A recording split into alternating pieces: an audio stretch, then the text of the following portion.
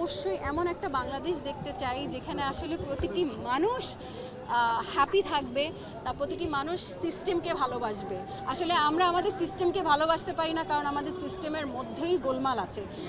এই সমাবেশে যোগ দেওয়ার আসলে অনেকগুলো কারণ আপনারা অলরেডি জেনে গেছেন এবং সবাই বলছে।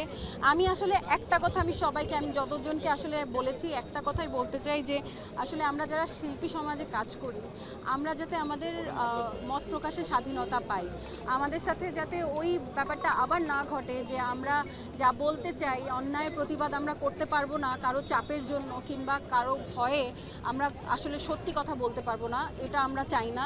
অবশ্যই আমাদের অনেকগুলো দাবি আছে, আর এই মুহূর্তে সবচেয়ে বড় দাবি হচ্ছে যে এই মুহূর্তে যে সহিংসতাগুলো হচ্ছে গত 5 তারিখের পর থেকে যা ঘটে যাচ্ছে সেগুলোকে প্রতিহত করতে হবে।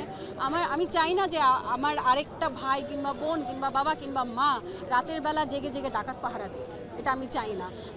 বাংলাদেশটা কেমন বাংলাদেশ দেখতে চাই? অবশ্যই এমন একটা বাংলাদেশ দেখতে চাই যেখানে আসলে প্রতিটি মানুষ হ্যাপি থাকবে, তা প্রতিটি মানুষ সিস্টেমকে ভালোবাসবে।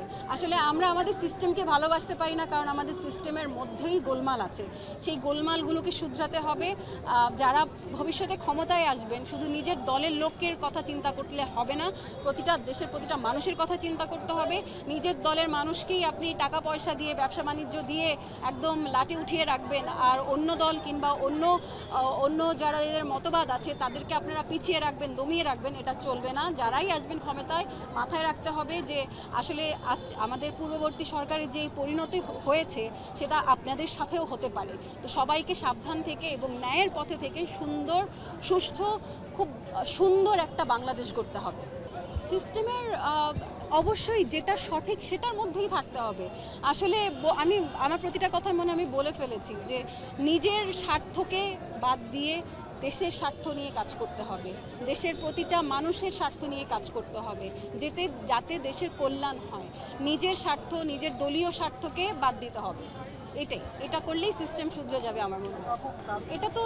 এটা খুঁজে বের করার দায়িত্ব এখন তত্ত্বাবধায়ক সরকারের, যে আসলে তাদেরকে খুঁজে বের করতে হবে কারা এই পরবর্তী সহিংসতাটা করছে।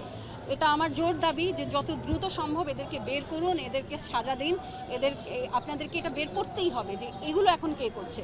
আমার মনে হয় যে এই সময়টা আমাদের জনমালের নিরাপত্তা আনা তত্ত্বাবধায়ক সরকারের সবচেয়ে বড় কাজ হওয়া উচিত, যে প্রতিটি মানুষ বাসা থেকে যখন বের হবে এই ভয় নিয়ে বের হবে না যে আমি আবার বাসায় ফেরত আসবো কিনা, আবার রাতের বেলা যখন ঘুমাতে যাবে এই ভয় নিয়ে ঘুমাতে যাবে না যে এনি টাইম মাইকিং হবে যে এলাকায় ডাকাত পড়েছে। এগুলো এই তত্ত্বাবধায়ক সরকারকেই এখন বের করতে হবে যে কারা এসব করছে, কেন করছে, যারা করছে তাদেরকে দমাতে হবে।